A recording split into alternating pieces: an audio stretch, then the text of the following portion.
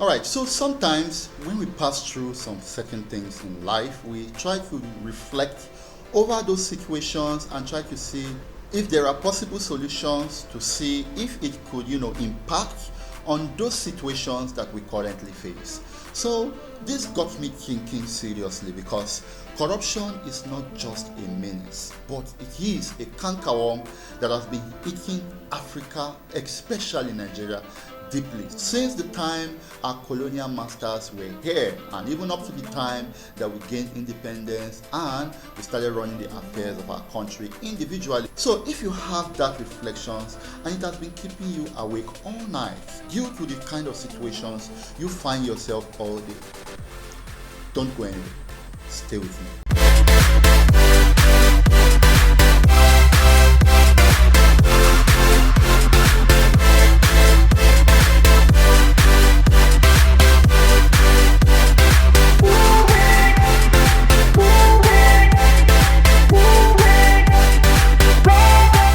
Welcome back again, my viewers. My name is Joseph Kabulu. Thank you for always tuning back to this channel. It shows that you're supporting my work, and I truly appreciate it. You see, supporting somebody all the time they upload content on the channel is really amazing. It gives me a sense of audience. You're giving me your time out of your valuable time to listen to some of these issues I want to discuss about. So it shows that yes, the engagement in real sense is coming into play. So I really want to appreciate you for this, and going forward I promise that I'll be giving you qualitative content that will inform your knowledge base and of course see if it can also impact on our socio-economic life and our civic engagement as citizens of Nigeria. So please, if you're yet to subscribe to my channel, if you're a viewer and this is your first time you're stumbling upon my channel, please do me a favor by clicking on the subscribe button and then turn on the notification bell so that you get notifications anytime I drop any of these type of videos. And if you're a returning subscriber, please, you can also do me a favor by clicking on the thumbs up button so that YouTube algorithm will do what it does best. Of course, you can also comment. Let's share our ideas and reflections together. By the way, let's get down to the activity or the business for the day. Today we want to look at corruption in deeper sense. A lot of political leaders are really getting away with a lot of things. No joke. Yes, no joke. Like, they understand the system right now. They already know that their coming into power is not to come and achieve any development goals for the citizens. Their coming to power is for their personal gain. Okay, ask yourself this question, please. Why will a politician spend up to billions of nairas, hundreds of millions of dollars running political campaign? How will they recoup that money? You get my point now? Now, by the time they come back, the political offices are like a give and take affairs for them. They have something to give at the beginning of their campaign stage, and in the return, they have something to take. So it is a give and take mechanism. So are we ever going to end corruption in Nigeria? Are we ever going to end corruption in Africa? My thought as well. So now let's dive into other issues that are interlinked with these issues that we are trying to curb in real sense. If you look at Kogi State, the outgoing Governor Yahaya Bello, he has been accused of spending up to over 900 million naira without appropriation from his legislative chamber.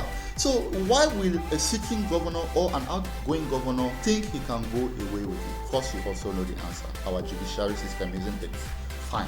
Now, he will go away with it and of course grease palms with other judiciary factors and other politicians to protect himself, of course. And the 900 million naira and even other unaccounted funds that has been spent throughout his tenure, and even at this critical stage that he is outgoing from the office of the governor of Kogi State, will also go unaccountable. And of course, you can also check, reflect. Why do they always have somebody to plant when they are outgoing? Checkmate. So these are the problems we're having, and that is why corruption in Nigeria and Africa will never end. Please, this is an appeal to international communities and international government. Please don't listen to our African leaders. They are deceptive. Don't listen to African leaders. They are deceptive. But trust me, those funds are never used for the beneficiaries, of course. So, what are the answers to all these questions? What are the possible solutions that will curb these issues that we have here in Africa and in Nigeria in deeper sense? This question will take me back to a little background I did in one of my previous videos. Now, if you check the caliber of leaders we have right now in Nigeria, especially in Nigeria, the culture of violence, election rigging, and electoral malpractices has been in play for the past 24 years. And these are the norms and values that our present-day politicians have inculcated into their electioneering activities and even into democracy per sense. So these norms and values have now been transferred into the next generations of leadership. And these next generations, they have upheld this system of leadership with the mindset that it is the only way they can achieve whatever it is they want to achieve by, of course, following the same pattern.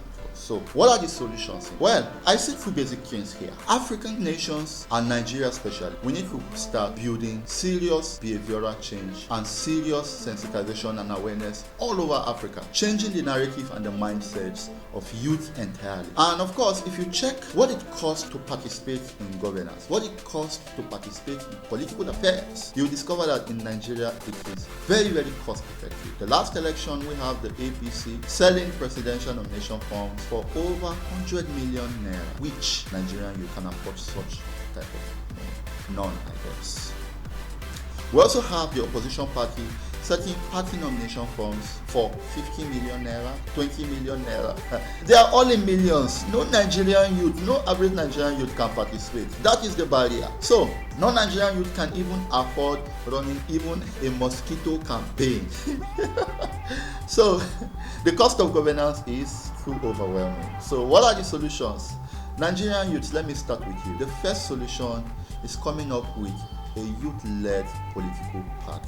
And that youth-led political party has to build its own structure with neutrality in mind, having the mindset of driving youth affairs in their mandate and of course their manifesto. So when we have a youth-led political party, then we can begin to build funding in real sense to see how we can sponsor youths to also be partakers of governance. That is one way, at least it's a start.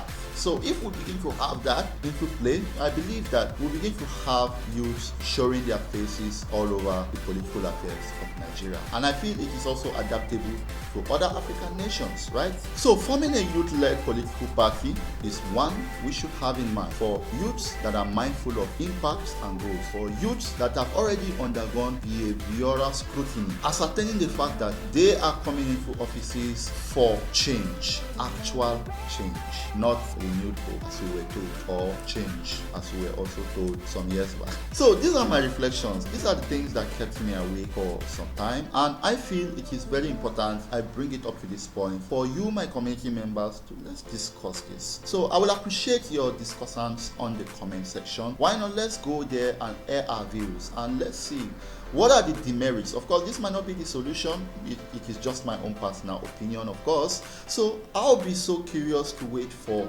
your own feedbacks and your own opinions. Let's deliberate, because why? We need a Nigeria that will work. We need an Africa that will stand on its own without even getting or reducing drastically the international aid we get. The other day I spoke about Mr. Beast, touring around African countries like Kenya, Uganda, Zimbabwe, building structures that our political leaders have failed to plant. So if we keep on having these interventions in Africa, we'll always be getting aid. And the basic idea here is African leaders don't always learn. They always come and do the same thing, leaving Africans at the helm of the impact of what their actions are posing. So these are just my reflections for the week. Please, I believe that at your own time, you have this coming up and disturbing you per se. So as an average Nigeria, you already know what it is that bothers you. You know your situation right now. So we can begin to build a community of like minds to be able to start somewhere. It's just somewhere. It might not just start with us, our generation,